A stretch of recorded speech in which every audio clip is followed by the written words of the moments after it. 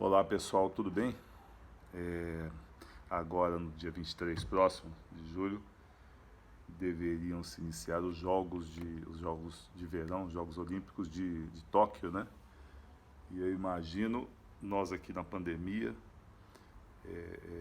nesse recolhimento obrigatório, se tivéssemos os jogos para assistir, como seria maravilhoso. E ainda mais lá no Japão, que os fatos aconteceriam quase todos os eventos de madrugada, né? Então seria uma coisa muito bacana. E mais bacana é imaginar que alguém, no início, lá no final do século XIX, início do século XX, conseguiu ressuscitar essa ideia maravilhosa de fazer jogos, de fazer essa competição mundial, né? Que coisa fantástica isso. E que na verdade surgiu numa cabeça. Na verdade pensava-se em outra coisa, foi por outro motivo, mas acabou gerando isso. Que no final do século XIX tinha um barão francês, Pierre de Coubertin, que ele desenvolveu uma teoria de que a França havia perdido a guerra contra a Prússia, a famosa guerra franco-prussiana de 1870, havia perdido porque o soldado francês era mais fraco do que o soldado alemão, do que o soldado germânico. Já vem aí a teoria da raça ariana. Mas ele dizia então que o francês era muito pequeno, fraco, e o germânico era um soldado. E havia perdido essa guerra porque o exército francês era até maior em número de pessoas. E perdeu a guerra franco-prussiana por conta disso. Então ele pregava que os franceses deveriam fazer mais exercícios, deveriam fazer mais musculação. Nós estamos falando de 150 anos atrás praticamente, era uma coisa difícil, né? A elite não queria negócio de malhar, se exercitar, cansar, mas ele dizia que isso era uma coisa fundamental. Pierre de Coubertin também adorava a cultura grega, as histórias mitológicas, tudo que era da cultura helênica, ele era ficcionado. E ele pensou o seguinte, que se então houvesse uma Olimpíada francesa, serviria como forma de incentivo para a turma praticar exercícios. Ele entrou com um projeto querendo obrigar as escolas a terem aula de educação física, e isso foi recusado. Ele ficou com essa ideia na cabeça da Olimpíada Francesa e tudo, né? E aí a França, em 1889, fez 100 anos de revolução, fizeram uma grande exposição, uma festa enorme, construíram a Torre Eiffel, inclusive em comemoração ao centenário da Revolução Francesa, em 89. A França nem tinha muito para gastar, o Eiffel bancou e ia ficar 20 anos explorando os ingressos, né, para recuperar. Depois ela seria destruída, desmontada. Acabou não sendo, graças a Deus. Mas durante essa festa, em 1889, os franceses perceberam que a França estava deixando de ser a grande ponta de lança da cultura mundial. A Inglaterra da Rainha Vitória tinha tomado meio mundo, era o país mais rico do mundo. A Alemanha tinha se tornado uma grande potência, os Estados Unidos estavam crescendo muito e a influência cultural francesa vinha diminuindo muito. E aí pensou-se em fazer, na virada do século, em 1900, daí a 10 anos, fazer-se uma grande exposição à cultura, exposição ao modernismo, né? E seria ali em Paris.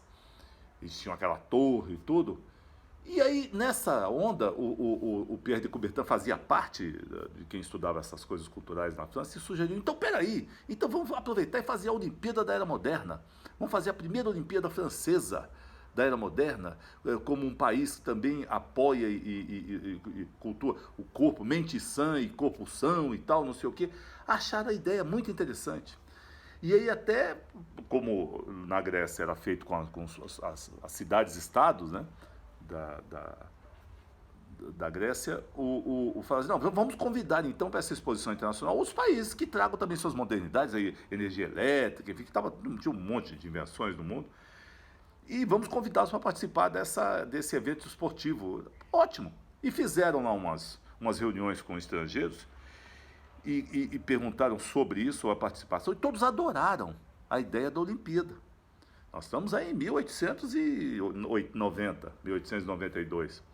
E até uns perguntaram assim, vem cá, mas então, era de 4 em 4 anos lá na Grécia? Se for de 4 em 4, podemos fazer nos nossos países também. Pode, não era ideia do francês, mas pode, por que não? Pode. O americano já falou, quero logo lá e tal, não sei o quê. Até que alguém perguntou, vem cá, mas se nós vamos voltar dentro daquela filosofia grega, mente sã, incorrupção e não sei o quê, por que é que nós não começamos pela Grécia? Não foi lá que a ideia não é de lá e tal? Pensado, realmente. Aí o Coubertin fez uma conta rápida de cabeça, ele falou, de 4 em 4, eu quero fazer em 1900 em Paris, então se eu fizer em 1896, pode ser na Grécia. E 4 anos depois, fazemos em Paris. Beleza, combinado. Todo mundo topou. E foram à Grécia. 2 anos antes para combinar, isso em 1894. Mas chegaram lá, a Grécia, tadinha, a Grécia sempre quebradinha, a Grécia no Pindaíba sempre, não tem dinheiro para nada. E aí eles ficaram murchos, mas apareceu um milionário grego lá que topou bancar uma boa parte. A França está com dinheiro também e tal. Tem até uma estátua desse financiador dessa primeira Olimpíada lá em mármore. E fizeram essa Olimpíada na Grécia em 1896. Durou só uma semana, foi uma coisa rapidinha, 200 e poucos atletas.